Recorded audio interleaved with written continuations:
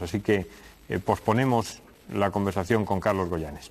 Pero tenemos con nosotros a un buen número de invitados de uno de los asuntos más lamentables de los muchos que han ocurrido en España en los últimos 10 años. El famoso caso de la presa de Tous. Me dirán ustedes, ¿pero todavía estamos a vueltas con la presa de Tous?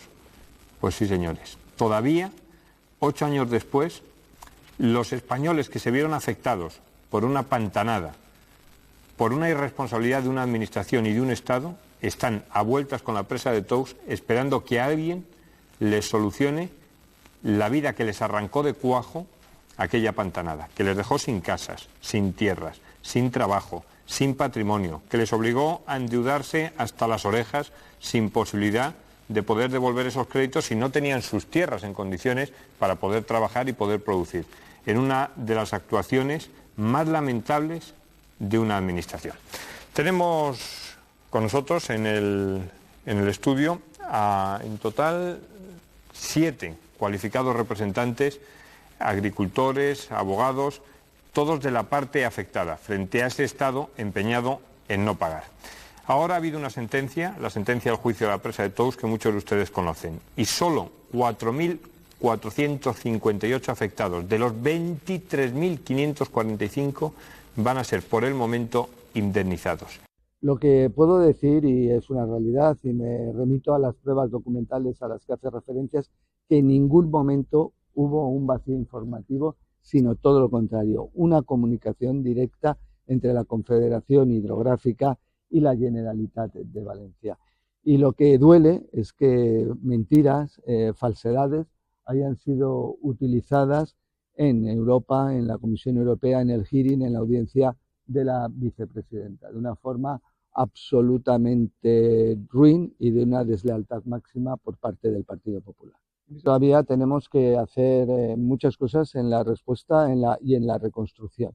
Demos tiempo, va a haber tiempo para todo. Ahora es el momento de la respuesta, de la reconstrucción, y vendrá el momento de las responsabilidades y de evaluar la misma. Lo triste es que hay gente que se está anticipando a evaluar, a intentar evaluar. Yo creo que es para restar responsabilidades, y lo que la gente quiere es que nos ocupemos ahora de ella y de esa respuesta y de esa reconstrucción. Va a haber tiempo para todo. Nunca ha habido ninguna desatención por parte, evidentemente, del Gobierno de la Nación, sino todo lo contrario. No tienen la vocación, no están pensados para que pase el agua, no están bien planificados. Y, por último, desde el punto de vista de la gestión del riesgo, a mí me da la sensación de que las alarmas, ya lo dije la otra vez, han llegado muy tarde. Porque nosotros estamos estudiando los ríos y las ramblas mediterráneas desde hace muchísimo tiempo. La primera vez que vimos un hidrograma en rambla que no estaba aforado hasta los años 80 con el SAI, nosotros pensamos, desde Confederación, me dijeron a mí concretamente, se ha estropeado el sensor, porque había pasado de no llevar agua a llevar un pico máximo de 200 metros cúbicos por segundo en 15 minutos. Se ha estropeado el sensor. No puede ser que de estar seco de pronto llegue un pico. Y no se había estropeado el sensor. Había venido una ola, un frente de ola móvil. Y así es como se está moviendo. Y ahora ya lo sabemos. Luego, las alarmas tienen que ser inmediatas. En el momento en que se hace una alarma desde el meteorológico, y que el seguimiento que se está haciendo desde el SAI, desde la Confederación Hidrográfica del Júcar, así lo confirma. De hecho, normalmente se forma un gabinete de crisis, donde se va haciendo un seguimiento. Aquí el kit de la cuestión es ¿por qué no se avisa si se va a aliviar agua del pantano de Forata? ¿Por qué no se avisa? Es que a los vecinos no se nos puede engañar. O sea, los que vivimos el momento de la riada y los que vimos cómo entraba el agua al Gemesí, eso no fue una inundación. Una inundación es cuando poco a poco va creciendo el nivel. Y eso fue una ola. Eso fue un tsunami que entró por las calles. Y fue destrucción. Y eso fue un alivio de agua. O sea, es que estamos convencidos. Estamos convencidos que se alivió agua. Y el problema no es que se alivió, porque evidentemente si se comprometía la infraestructura y con ello multitud de vidas humanas, si aquello llega a reventar, Evidentemente había que hacerlo. El problema no es ese. El problema es que nadie avisó que se iba a hacer eso. Y ese es el principal de la cuestión. Soltaron agua del pantano de Forata sin avisar y eso provocó una auténtica tragedia en municipios como Algemesí, ¿no? ¿Alguien puede decirme que conforme está devastada Algemesí ha sido consecuencia de un chaparrón de 180 o 250 litros por metro cuadrado? ¿Quién se atreve a decir eso? ¿De quién depende esa decisión de soltar agua de un pantano, alcalde? Bueno, al final la competencia en los ríos y en los pantanos es de la Confederación Hidrográfica, en este caso del Júcar, que es un organismo dependiente del Ministerio, con lo cual es una decisión de una administración del Estado, estatal. Y eso no tiene nada que ver con la gestión posterior de la emergencia. Es decir, y yo estoy siendo crítico con todos en su justa medida, pero para gestionar la emergencia primero alguien tenía que haber avisado de la emergencia. Y ese es el principal quid de la cuestión. Los elementos en suspensión, las cañas, los lodos, los coches, los camiones, las casas, la maquinaria, camiones, he dicho coches, porque cambiaba, porque es que el agua arrastraba, tenía la fuerza para arrastrar containers enteros. Hay gente que murió dentro de sus casas porque un container atravesó su pared y se lo llevó por delante. Concretamente en Torrente, 2 de mis vecinos, 2 niños pequeñitos, fueron arrastrados de su casa porque un container rompió las paredes de su casa y atravesó su casa y los sacó por el otro lado.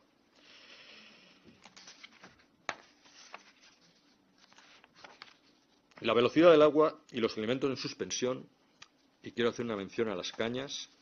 Las cañas, alguien las protegió.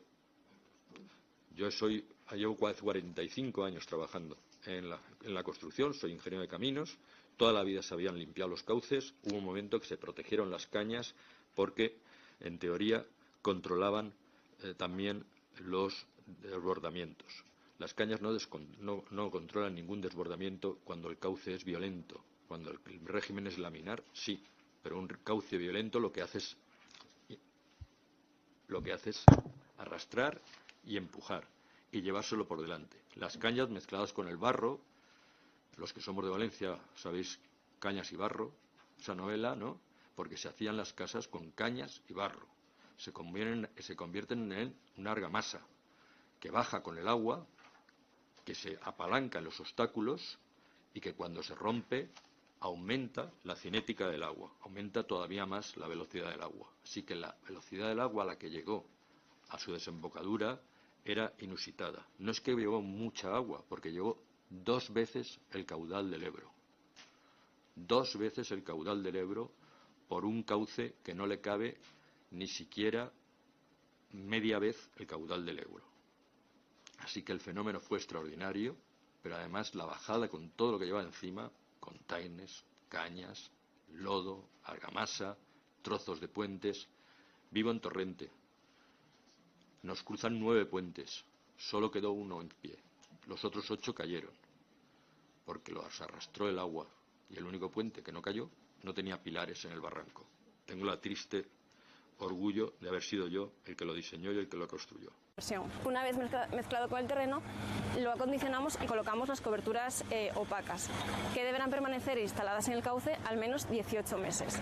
Y lo que genera la cobertura son unas condiciones de calor y también evita la entrada de luz solar para evitar la fotosíntesis de la planta. Una vez transcurrido este plazo, nos aseguramos que el rizoma de la planta de Brundodonax se agota, de forma que no vuelva a brotar. Retiramos las coberturas y realizamos plantaciones con especies de ribera autóctonas. En el caso de avenidas, un cauce sin vegetación no tiene un buen funcionamiento. La vegetación es necesaria para disipar un poco esa energía y frenar la velocidad del flujo. En lo que sea, bueno, espera que esto parece, bueno, y entrando ya en detalle, en el río Magro.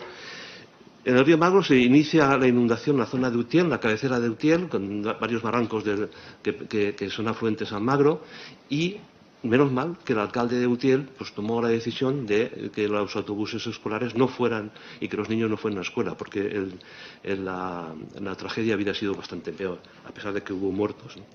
En el tramo siguiente, conforme el río Magro fue llegando hasta la zona de la presa de Forata, pues el caudal que llegaba era, como vemos arriba, es decir, tenemos en horizontal es el tiempo y en vertical es el caudal. Los 2.000 metros cúbicos por segundo fue el máximo al que se llegó, y en cambio el que salía de la presa eran 1.100, es decir, hubo una minoración del caudal. Esta es la presa de Tous desaguando en ese momento, y esto es aguas abajo de esa presa lo que estaba lloviendo en Turís. En Turís llovió lo que no estaba previsto y que fue una cosa escandalosa. Era un verdadero diluvio, sobre todo en la hora, a las 6 de la tarde más o menos, en el que cayeron 179 litros por metro cuadrado, que fue récord de España, y lo mismo que los 42 litros por metro cuadrado en 10 minutos. Esto es lo que pasó en el río Magro, es decir, antes y después. O sea, el río ha vuelto a recuperar su territorio. Es decir, este es mi tierra, mi territorio. Déjenme tranquilo, ¿no? Y todo lo que está, una vez el agua está encauzada y ya la escorrentía ya va a su ritmo, ya podemos plantar cosas, se lo lleva todo. Ya podemos poner incluso bancales de naranjos, ¿no? Se lo lleva todo. Bueno, pues eso hay que tener en cuenta cuando... Esto... Ahora, ahí. Bueno, esto... del 2020 al 2022, en la empresa en la que yo estaba trabajando, que en ese momento, ahora ya me jubilé en el 2023 en esa empresa, pues hicimos un estudio para reducción de riesgo contra inundaciones en la ribera del Júcar, entre Alberic y Guadassuar, y Cullera, perdón. Entonces hicimos un modelo de simulación, que es este, espero que se vea, ahí, en el que se ve cómo entra el Magro, va bajando, llega hasta el Júcar, remonta hacia arriba, el Júcar va bajando después de la balada ribera, ahora entrará al barranco de la Murta, por aquí por la Cira, por la derecha, va entrando, va inundando toda la zona del Marjal Sur, ahora va subiendo, el río Magro sigue corriendo, desborda por Carlet, por Alcudia, desborda en Guadassuar, desborda en Algemesí, y en Algemesí tropeza con la autopista, coge el polígono de Cote, va subiendo hacia se ve, toda la evolución cómo va. Y vemos cómo desborda a la altura de la Alcudia, entre Carlet y la Alcudia, por la margen izquierda, cortando la A7 y va a buscar ese polígono no sé, es que esto es muy sensible, por aquí. Esto rompe por aquí, vemos por aquí cómo rompe por aquí y va a buscar esto. Bueno, pues esto, pero vemos que Algemesí no se inunda. Vemos que aquí, Algemesí, prácticamente se inunda la parte de abajo unos cuantos centímetros, pero lo que es la ciudad, lo que es la población, no se inunda. Esto es lo que yo, 2 o 3 días después, me pongo las botas, las catiuscas, me pongo la bota de goma y me voy a ver qué es lo que ha pasado. Porque yo, como yo trabajé en este trabajo, estuve 2 años y pico analizando lo que estaba pasando en toda la ribera y dónde había que trabajar para que no se inundaran las zonas urbanas, sobre todo, pues me fui a ver qué es lo que había pasado. Y conforme pude, por los bancales y por los caminos, me metí. Y efectivamente vi lo que había pasado, que efectivamente se salió por esa zona, se salió a buscar lo que es el polígono de Cotes de la Algemesí, que está aquí, rompió por la derecha en Alcudia y inundó toda la parte esta de Alcudia, rompió aquí, antes de la acequia real de Júcar, que cruza por aquí, por un sifón por aquí, rompió y inundó Guadassuar por la parte inferior, y luego, cuando llegó a Algemesí, pues también inundó, se subió, se metió por todos los sitios.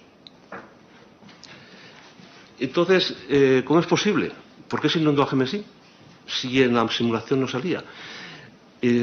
Hablé con una antigua compañera, que ingeniera de caminos, que es experta en simulación, y digo, oye, mira, vete metiéndole caudales, porque en Algemesí ha entrado 1,80 m, 1,70 m en la montaña. O sea, no puede ser.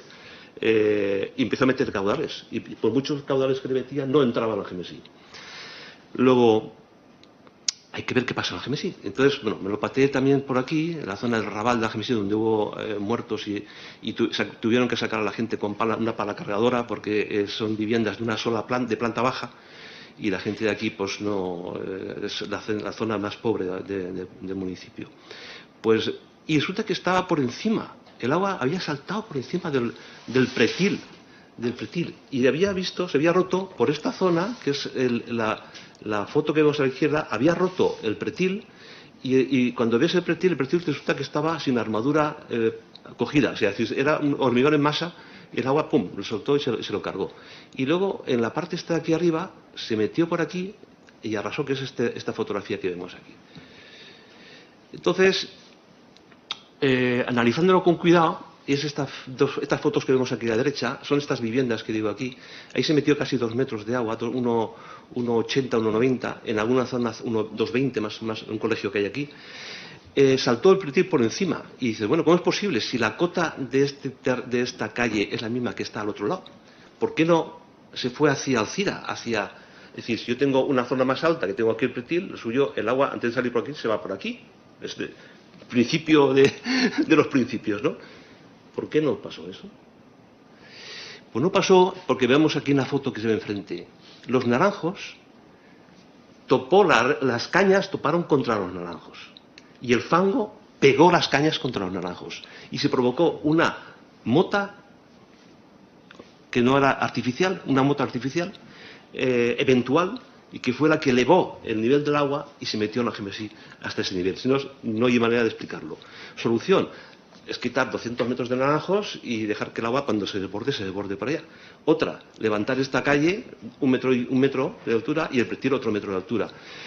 Evidentemente el puente que es el puente de Guadassuar, que aquí vemos en la foto de abajo, que es actual, esta es de 1947, no existía, aquí no existe, aquí sí que está. Este puente tiene el pretil, viene por aquí, viene desde arriba y tiene una puerta, digamos, se cierra el pretil y por esta parte es una puerta de entrada. Y el río Magro venía por aquí, el auténtico. Y este es un cauce nuevo que se hizo en 1948 por ahí.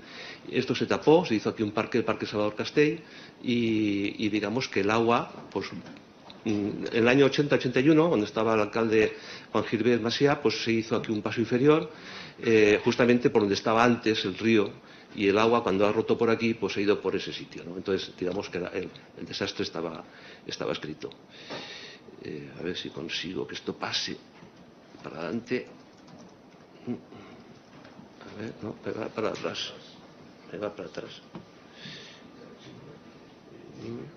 Bueno, y esto es la Rambla del Pollo. Paso a la Rambla del Pollo. ¿Qué pasa en la Rambla del Pollo? ¿Qué soluciones? Porque, bueno, aquí lo único que me falta es decir las soluciones que yo propongo. Y es proteger a Gemesí, la zona urbana, evidentemente. Siempre hay que procurar que la gente no muera y proteger la zona urbana. Ensanchar el cauce del Magro en esta zona, haciendo una protección de la zona por donde ha entrado, por donde se ha visto que ha entrado de forma... modificar los 3 puentes. Este es el del ferrocarril, es de 1860, ha hecho también de barrera, es decir, tiene una especie de paramento metálico y ha hecho de barrera, y luego completar con una solución que ya estaba prevista en el estudio que hicimos de reducción de riesgos, que es es pequeño, no es como el de Arles, que tiene 7 kilómetros, pero es una mota, un dique que evita, y es fantástico porque es que en la simulación, de repente, Gemesí se libra por completo de las inundaciones del Júcar.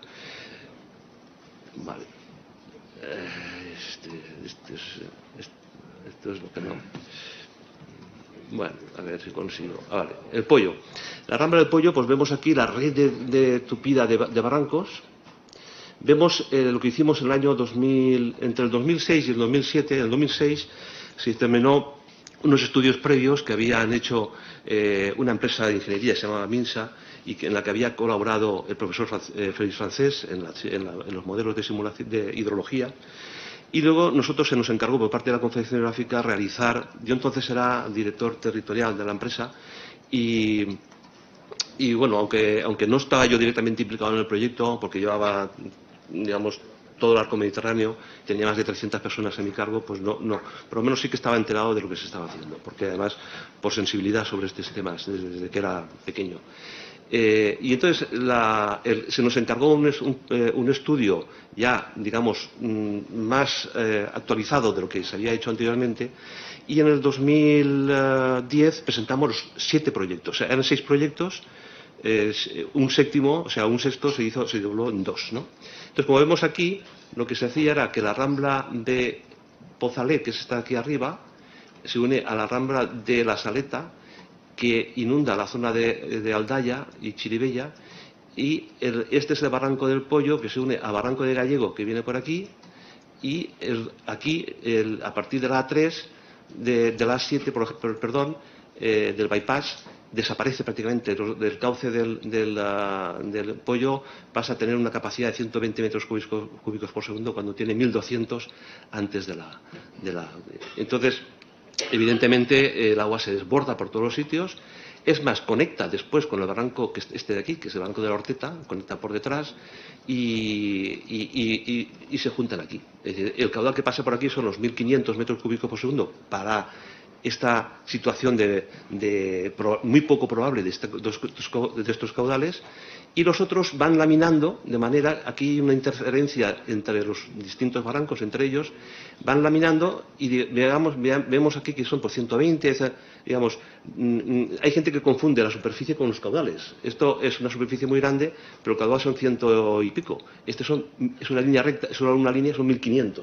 Es decir, no confundamos. Entonces, bueno, cuando llega aquí, efectivamente, se produce una rotura, convexa también, en la zona de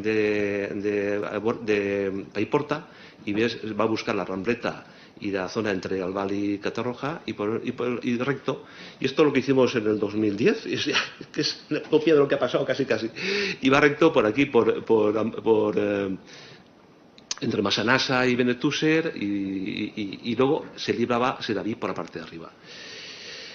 Bueno, yo lo que he hecho ha sido, por mi parte, decir, oye, pues voy a estudiarlo esto con cuidado. Y entonces me he cogido planos de nuestros mayores, donde están las acequias de riego, la zona de Chiribella, la zona de Aldaya y la zona esta de aquí. Y vemos cómo las acequias, que nuestros mayores y los azarbes, hacen una especie de curva y se meten hacia el río, el nuevo cauce. En cambio, a partir de Paiporta, todas las correntías de todas las acequias y azarbes van hacia el este, hacia el sureste, a buscar la bufera.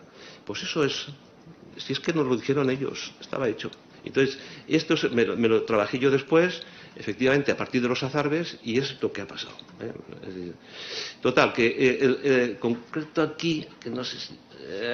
concreto un poquitín, a ver si consigo pasar aquí. Bueno, esto es entonces la solución que nosotros proyectamos. Proyectos constructivos, por cierto.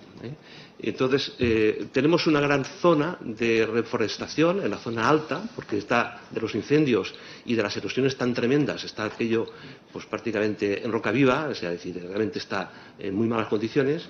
Planteamos una serie de actuaciones aquí de correcciones hidrológicas, unos azudes en estos barranquitos. En la zona de Buñol, en una zona de cantera, hacíamos una zona de laminación de aguas.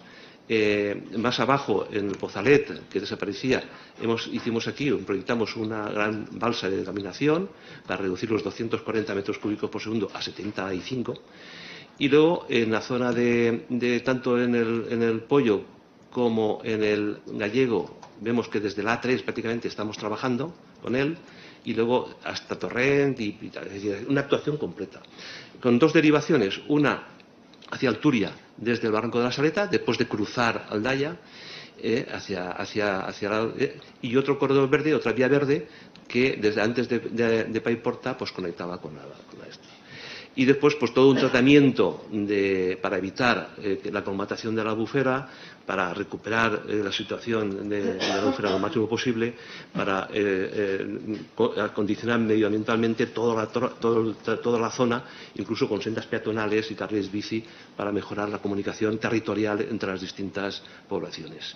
Aquí viene un resumen estamos hablando de muchos, o sea, casi 2.000 hectáreas de reforestación y de tratamientos silvícolas, hidrotecnia en Chiva y en Cheste, que son unos azudes de 7 metros de altura, la zona de laminación de Buñol, en el barranco del Pozalet y la Saleta, pues más de 4.000 metros en el cauce existente, el nuevo encauzamiento. Es decir, está muy estudiado, muy pateado y muy consensuado, porque esto se trabajó con la gente, con los pueblos y con todas las administraciones para que hubiera un consenso general. Gracias. Bueno, las medidas son contraproducentes porque en situaciones de avenidas significativas la vegetación fluvial se atasca en los puentes a red elevado entre 26 y 35, represándose y derribando estos, que no están preparados para empujes horizontales. Y además, cuando se desatasca el caudal, se producen bruscos incrementos artificiales del mismo. Bueno, no voy a entrar aquí, pero vamos, todos los modelos que le cuenten a ustedes los hidrólogos y todas estas cosas se basan en modelos de flujo continuo de agua. Aquí lo de continuo pues es mentira porque el caudal lo que iba es atascándose en todos los distintos puentes y lo de que es agua pues eran lodos con vegetación, cascotes, lavadoras, coches, mesas, camillas y desgraciadamente cuerpos sin vida, ¿no? Bueno, la nueva cultura del agua es una ideología que ha hecho mucho daño en este país. Y solo les voy a dar un dato. Desde 1935, en la Segunda República, todas las infraestructuras hidráulicas dependían de la Dirección General de Obras Hidráulicas del Ministerio de Obras Públicas, que a veces se ha llamado Ministerio de Fomento. En 2004, con esta nueva política de la nueva cultura del agua, se crea la Dirección General del Agua, que ya depende del Ministerio de Medio Ambiente, que hoy, créanselo ustedes, se llama Ministerio para la Transición Ecológica y Reto Demográfico. Es como si hubiera algún tipo de enfrentamiento entre las obras hidráulicas y el medio ambiente. Ya he dicho que no hay ninguno y que además son cuestiones que se deben aplicar a escenarios diferentes. Bueno, ¿quiénes han sido los culpables? Pues no voy a entrar, pero desde 2004 estos tres han sido los tres presidentes de gobierno y los que pongo ahí han sido los ministros responsables del ramo. Lo de poner el birrete a doña Isabel García Tejerina pues es que es la única que tiene una formación un poco técnica, porque creo que era ingeniero agrónomo. Si no me equivoco, y si estoy equivocado, me disculpan. La situación hoy no ha mejorado mucho. Tenemos una dificultad de interlocución técnica grande. La ministra, señora Sara Gessen, actual, es ingeniera química. El secretario de Estado... Señor compareciente, tenemos que ir concluyendo porque el tiempo se nos va. Termino. Mire a ver, por favor, porque luego en el turno de preguntas seguramente que muchas de sus respuestas... Aquí ven ustedes que no tiene ningún tipo de titulación y la señora directora general de Agua es licenciada en Derecho. En definitiva, no se ha cometido ninguna medida estructural en los últimos 20 años y existe un sesgo ideológico a favor de un ecologismo radical, que es lo que se llama nueva cultura del agua. Eso no es opinable, eso es así. Bien.